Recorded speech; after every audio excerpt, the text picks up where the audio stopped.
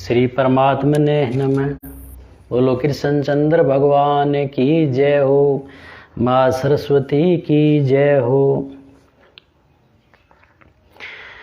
तो श्रीमद् भगवत गीता के ज्ञान देते हुए 16वें अध्याय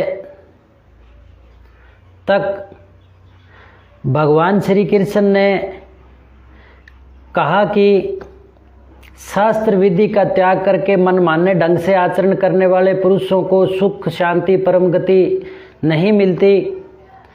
तो ये बात सुनकर के अर्जुन के मन में प्रश्न आया कि शास्त्र विधि को ठीक ठीक जानने वाले लोग बहुत कम हैं, अधिक संख्या में लोग ऐसे हैं जो शास्त्र विधि को जानते ही नहीं हैं और अपने कुल मर्यादा वर्ण आश्रम और संस्कार आदि के अनुसार देवता आदि का श्रद्धा पूर्वक पूजन करते हैं।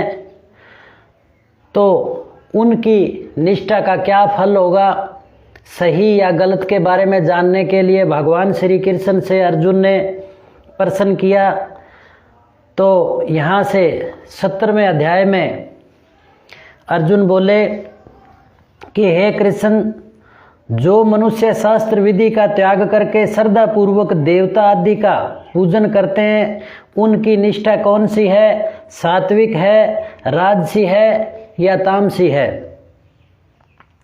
तो इस पर भगवान श्री कृष्ण बोले कि मनुष्यों की वह स्वभाव से उत्पन्न हुई श्रद्धा सात्विकी तथा राजसी और तामसी ऐसे 3 तरह की होती है। इसको तुम मुझसे सुनो। और कहने लगे कि हे भारत, सभी मनुष्यों की श्रद्धा अंतःकरण के अनुरूप होती है। जैसा मनुष्य का अंतःकरण होता है वैसी उसकी श्रद्धा होती है।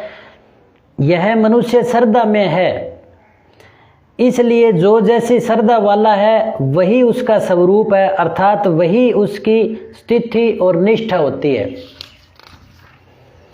सात्विक मनुष्य देवताओं का पूजन करते हैं, राजस मनुष्य यक्षों और राक्षसों का पूजन करते हैं और दूसरे जो तामस मनुष्य हैं वे प्रेतों और भूतगणों का पूजन करते हैं। जो मनुष्य शास्त्र विधि से रहित घोर तप करते हैं, जो दंभ और अहंकार से युक्त अच्छी तरह से युक्त हैं, जो भोग पदार्थ आसक्ति और हठ से युक्त हैं, जो शरीर में स्थित 5 भूतों को अर्थात 5 भौतिक शरीर को और अंतःकरण में स्थित परमपिता परमात्मा को भी क्रश करने वाले हैं, उन अज्ञानियों को तू असुरी निष्ठा वाले असुरी समझ।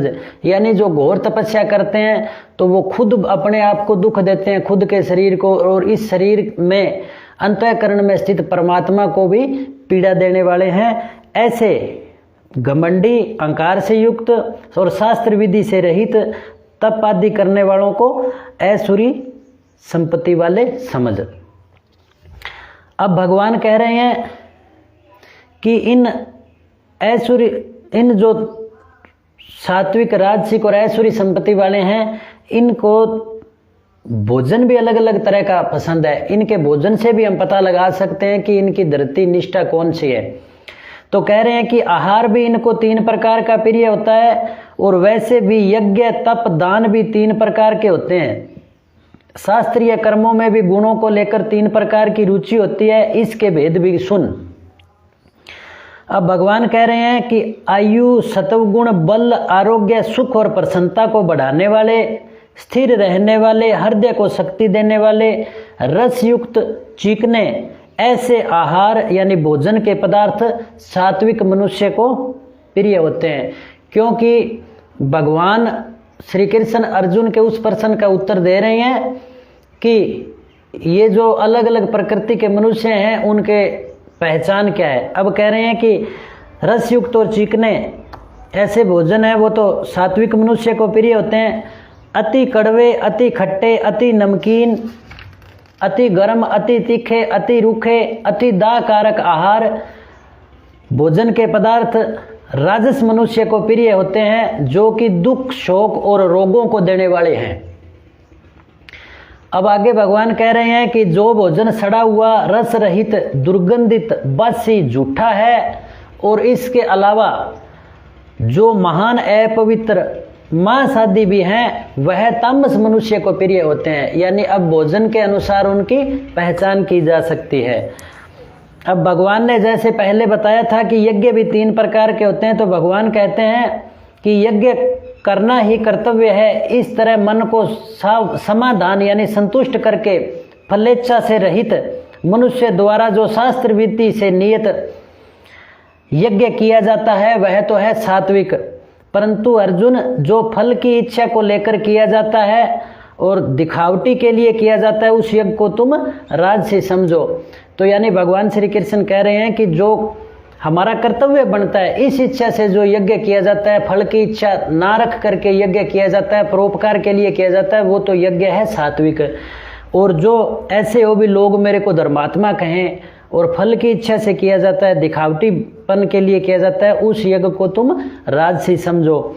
और शास्त्र विधि से हीन, अन्न दान से रहित, बिना मंत्रों के, बिना दक्षिणा के, यानी बिना मंत्र के ही अग्नि जला करके यूं ही उसमें सामग्री फेंकना और बिना श्रद्धा के फेंकना, अपने आप को ऐसे सब कुछ मान लेना स्वतः ही, तो वो शास्त्र विधि से हीन, बिना मंत्रों से हीन जो यज्ञ है बिना श्रद्धा वाला, वो तामस यज्ञ है। अब भगवान कहते हैं कि तप भी 3 तरह का होता है। अब तप के बारे में बता रहे हैं भगवान कि देवता, ब्राह्मण, गुरुजन और जीव मुक्त महापुरुषों का यथा योग्य पूजन करना, शुद्धि रखना, सरलता और ब्रह्मचर्य का पालन करना, हिंसा न करना, यह शरीर संबंधी तप है। शरीर संबंधी तप है शारीरिक रूप से किसी का परोपकार करना और जो महान पुरुष हैं उनकी सेवा करना, खुद के शरीर में शुद्धि रखना और ब्रह्मचर्य का पालन करना। अब कह रहे हैं कि जो किसी को भी उद्विग्न न करने वाला सत्य और प्रिय हितकारक भाषण है वह स्वाध्याय और अभ्यास भी वाणी संबंधी तप कहा है। अब पहले तो जो शरीर का तप था, अब कह रहे हैं वाणी का तप क्या है कि जो किसी ऐसी वाणी बोलना कि किसी को दुखी ना करे, सत्य बोलना, प्रिय बोलना, हितकारक बोलना और इस वाणी से प्रभु का, ईश्वर का नाम लेना और लोगों को परमात्मा की तरफ प्रेरित करना। ये जो अभ्यास है, ये जो नाम जप है, परमात्मा का स्मरण है, ये वाणी संबंधी तप है। और फिर कह रहे हैं कि मन का तप क्या है। भगवान ने पहले शरीर का बताया तप, फिर वाणी का तप बताया, अब मन का तप बता रहे हैं कि मन की प्रसन्नता, मन में सौम्य भाव, मननशीलता और मन का निग्रह, दुनियावी पदार्थों में निग्रह और परमात्मा में मन को लगाना, भावों की भली भांति शुद्धि, यानी मन के अंदर कोई भाव आ जाए तो उनकी भली भांति शुद्धि, किसी के प्रति वैर भाव नहीं हो, तो ऐसी शुद्धि, इस तरह का यह मन संबंधी तप है। इस तरह से मन को निर्मल रखना, मन को इस तरह से पवित्र रखना, ये मन का तप है, तपस्या है। अब भगवान कह रहे हैं कि परम श्रद्धा से युक्त फलेच्छा रहित मनुष्यों के द्वारा जो 3 प्रकार का यानी शरीर का, वाणी का, मन का तप किया जाता है उसको सात्विक कहते हैं। यानी ये जो इस तरह से किया जाता है वो तो है सात्विक तप। और जो तप सत्कार, मान, पूजा के लिए दिखाने के भाव से किया जाता है वह इस लोक में नाशवान फल देने वाला तप राजस तप कहा गया है। अब कोई तपस्या करे, शारीरिक रूप से किसी गाय आदि की सेवा करे या लोगों को दिखाने के लिए माला आदि फेरे, तो ऐसा जो दिखावटी तप है, मान सत्कार के लिए किए जाने वाला तप है, वो इस संसार में उसका फल मिल जाता है और मिल करके फिर वो फल मिल करके वो तप है जो समाप्त हो जाता है। तो ऐसा जो तप है वो राजस है और नाशवान फल देने वाला भगवान ने कहा है। और इसके अलावा जो तप मूढ़तापूर्वक हट से अपने को पीड़ा दे करके करते हैं, मूढ़तापूर्वक हट से करते हैं, मन तो मिठाई में लगा हुआ है और दिखाने के लिए मिठाई त्याग दी, तो या मन किसी अन्य कामों में लगा हुआ है और मन से उस कामों में लगा हुआ है मन तो, और दिखाने के लिए त्यागी बन गए और जी ललचा रहा है, तो ऐसे हट से अपने को पीड़ा देकर और दूसरों को कष्ट देने के लिए किया जाता है, वह तप तामस है, वो तामस तप है, तो उसका कोई फायदा नहीं है। वो तो अज्ञान के द्वारा किया गया तप है और अज्ञान ही पैदा करेगा।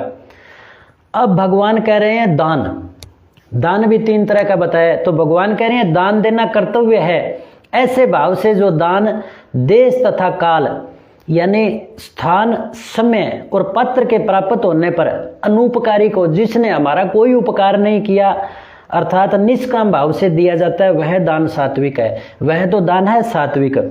परंतु जो दान क्लेश पूर्वक और प्रत्युपकार के लिए, यानी प्रत्युपकार के लिए दान दिया जाता है, यानी दान हम किसी ऐसे पात्र को दें जिससे हमें कोई इच्छा नहीं हो, वो तो सात्विक दान है। अब जो हम दान ये सोच करके दें कि इस दान से हमें शोभा मिलेगी, मान बढ़ाई मिलेगा, तो वो दान है जो फल प्राप्ति का उद्देश्य बना करके दिया जाता है, वो दान राजस है। अब कह रहे हैं कि जो दान बिना सत्कार के अवज्ञा पूर्वक अयोग्य देश काल में कुपात्र को दिया जाता है, वह दान तामस है। अब दान ऐसे यूं फेंक के ले रहे और अवज्ञा पूर्वक अयोग्य को, अब जो योग्य नहीं है, यानी जो कुछ विशेष पाप कर्म करते हैं, उस ऐसे कुपात्रों को दिया जाता है, तो वो दान है, वो तामस दान है। अब जैसे कोई वेश्यावर्ती आदि को कोई जैसे है, तो वो ऐसा कुछ जो दान है, तो वो कुपात्र को दिया गया दान है, और वो दान तामस कहा है।